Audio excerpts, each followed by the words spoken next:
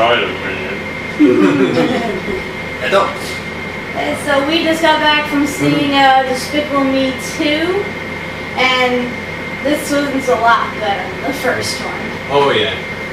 I do like the second one, the first one, but admittedly it's more of a guilty pleasure, and I think everybody can pretty much admit that who likes it.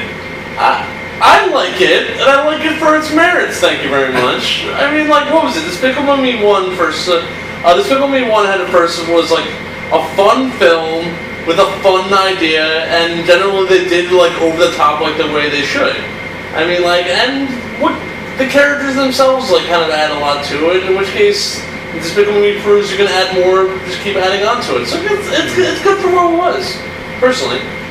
I didn't think it was bad, but I didn't particularly care for it when I first saw it. Like, it was good. It wasn't great. To me, it was like a very like borderline obnoxious, cute film, but it didn't go over the line. So to me, it was just like, oh, it's so cute, it's so fluffy. I guess the ramblings of the Minions was something you needed to get used to. Yeah. Yeah. But they weren't too bad. Yeah. In this version, though, like, they're actually like a plot point, and in my opinion, I felt they were a bit overexposed in this movie. Like, they even show scenes that like have nothing to do with the main plot. It's just the Minions acting stupid. That could be the selling point, maybe. Well, yeah, I know, obviously, because the Minions were so successful. Merchandising, sorry. I mean, obviously, because the Minions were successful in the first movie, obviously they're going to add even more in the second. You know, it makes sense, but like I said, they were close to, like, really overexposing them. But thankfully, they were funny enough where you can kind of forgive it. Even for DreamWorks. This is Universal. Oh, really? Yeah. Ooh, okay. Pardon me. No, it's. I think a lot of people make that mistake. They think it's DreamWorks, but in reality, it's actually a completely different company. Strangely enough. Yeah. Well, I mean, that's good, because all you really had at this point was DreamWorks and Pixar, and then occasionally Disney would throw something up. Or in this case, it's like Universal's animation department, Illumination Pictures or something like that. Yeah. Yeah, like... They did the Lorax, they did Hop, but this was all... Despicable Me was their first, I believe. Ah, alright. So... It's a good thing to start with. Yeah, like I first saw the name of the director, Chris Meledandri, and I'm like, where did I hear that name before? Oh dear God, this is the guy that made the Lorax. Ah, fuck. In fact, if you look at the first Despicable Me, it came out 2 years before the Lorax, and it has Margot, the eldest daughter, wearing a Lorax shirt. And strangely enough, in the second movie, she's wearing a completely different shirt. It's like, yeah, we're just gonna disown that. Like, they're kind of stealing, like, Disney and Pixar's, like, thing where they would sort of reference, like, newer old movies. But, like I said, like, this movie was a lot better, though, because it had, like... It had a little more substance to it than just being cute. More of a solid plot, and the characters had more things to do, sort of. And it was even funnier than the first one. Like, I found myself in tears laughing a number of times. It's just the way the kind of characters were able to play off each other. It's just that the first movie they were establishing themselves, like everyone kind of coming together. In this one, they've established themselves. They have a known personality, so they know how to bounce back and forth with each other. Which actually, with the newer characters they introduce and stuff like that, it just basically builds on top of that the way that they are. I mean, the thing is, a lot of this movie was really tongue in cheek.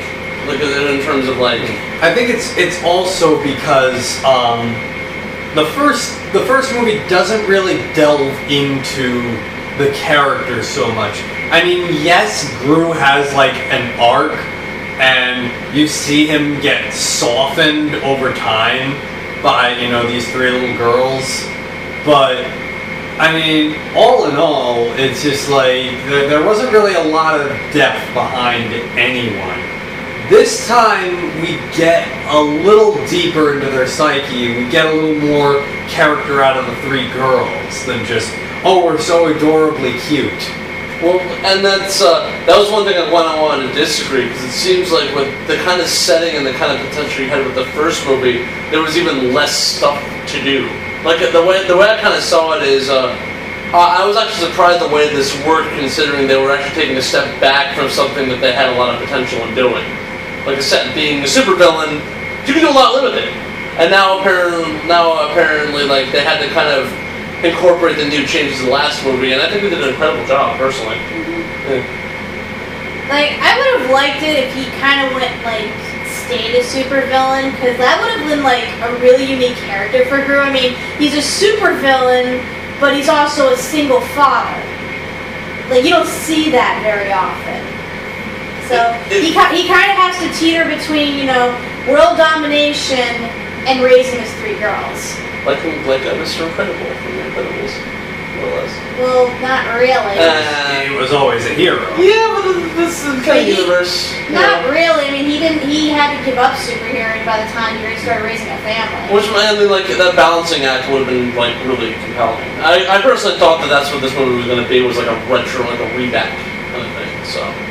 Yeah. It wasn't too bad. I mean, like, I kind of question, like, the premise is that this group like against like villains, like the anti-villain league. Yeah, the anti-villain league like asks Gru for his help in finding like this other supervillain, and I'm thinking like, okay, Gru's really your best option.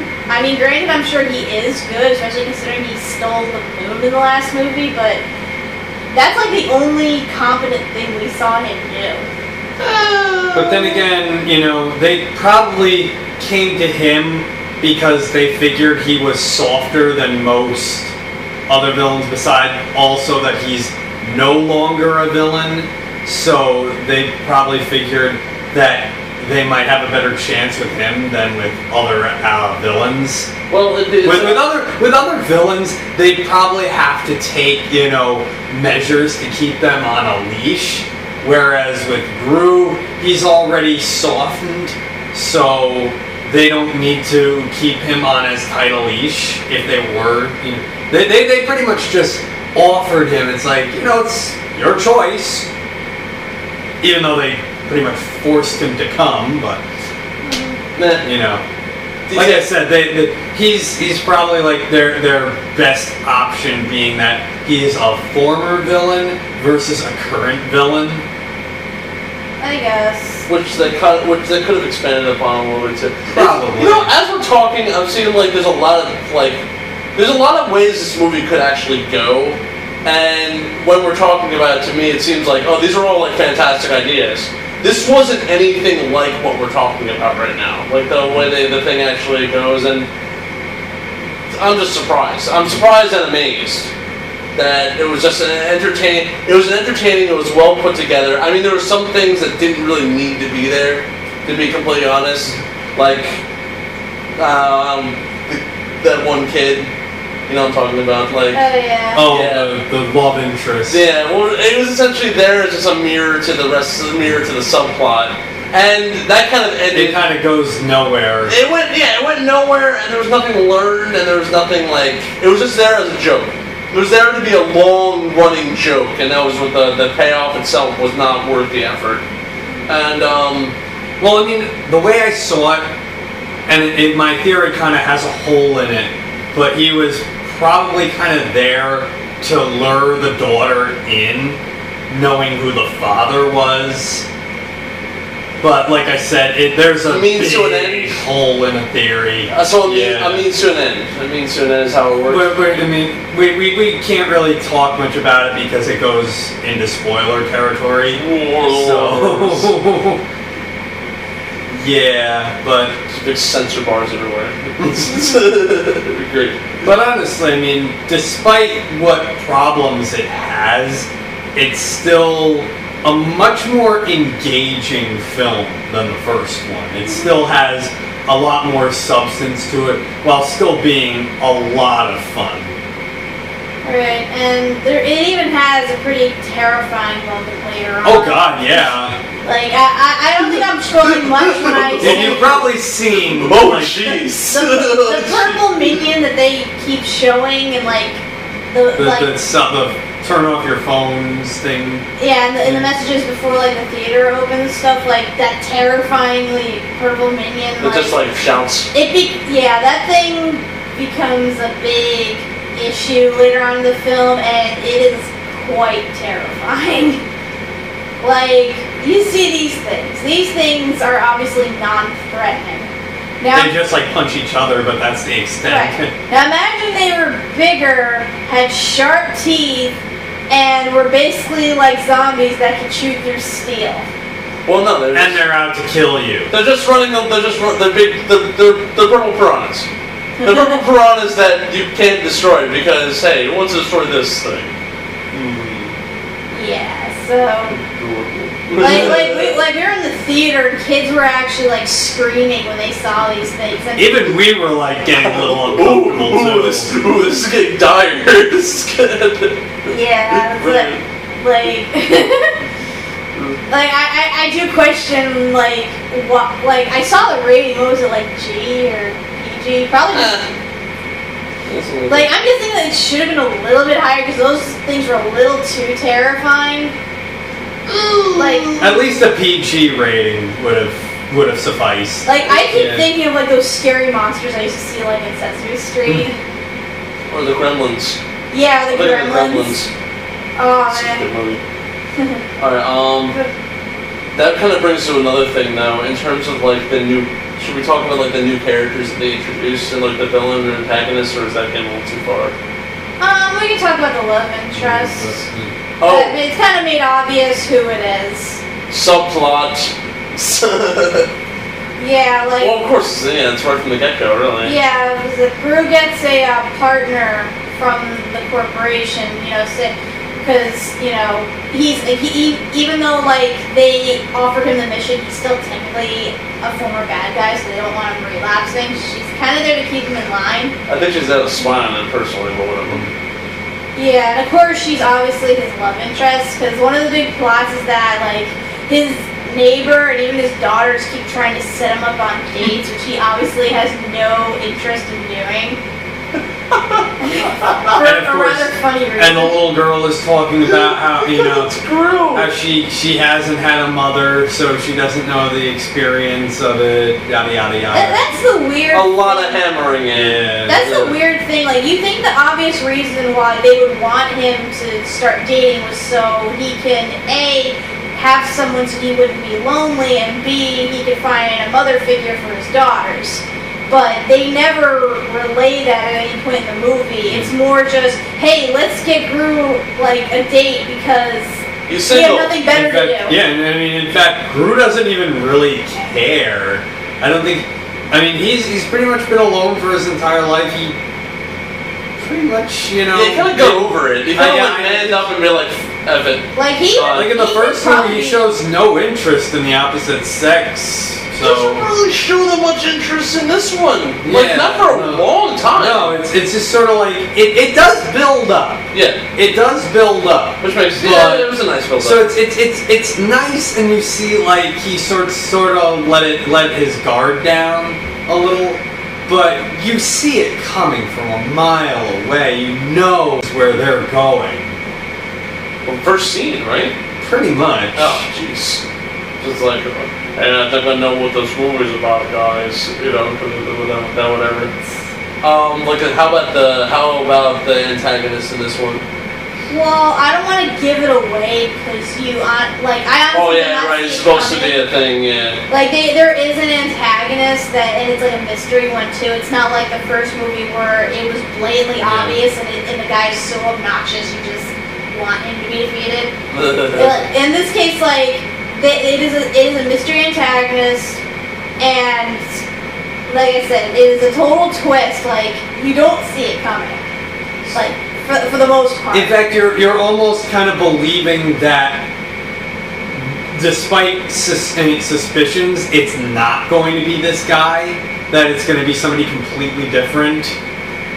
One thing they gotta say about him, his intro. Oh my god, one of the best. He is so ridiculously One of the best badass in animation history. He is so ridiculously badass. It is, like I said, how I was in tears laughing. It totally makes up for the first movie. Oh god. Alright, anything else? Is that pretty much what we got? It was a very enjoyable film. Like I said, if you like the first movie, you'll definitely like this movie. You'll probably like it a lot better too. Right. Yeah. And even then, like, I don't think it's completely necessary to have seen the first movie to enjoy the second one. Because once again, the first one was just setting up Brew and how he got his daughters. So. Yeah, he's a single father now. He used to be a supervillain. Done. Spoiled. Yeah, pretty much. So, but other than that, it's a funny film. It's a very funny film. It's mostly because of these guys. But that there is a little more, you know. Yeah, Gru himself is pretty funny. A little more goes into this, than the first one. Best dad ever. It's all laughs and cuteness. So. With a little bit of scariness. I particularly love the new characters. I recommend this to all ages. Kids will definitely love the antics of the Minions. There's a lot of parodies and a lot of little bits and pieces. Like, even if you're a fan of Looney Tunes, if you're like slapstick and stuff like that, this thing is loaded with it, and it's all done. And like with the cinematography and the kind of camera work that they do with some of the scenes, it's very creative and very it feels like even adults can get behind this, and we were surrounded by people just laughing, just completely laughing on the floor. So definitely go check it out. That's what I say. Yes, I agree. Definitely worth a watch. Yep. So tune in next time. We'll have a vlog going into spoilers later, and I guess we'll see you then. I really want Bruce Scarf. It would be cool. Bye. Look at my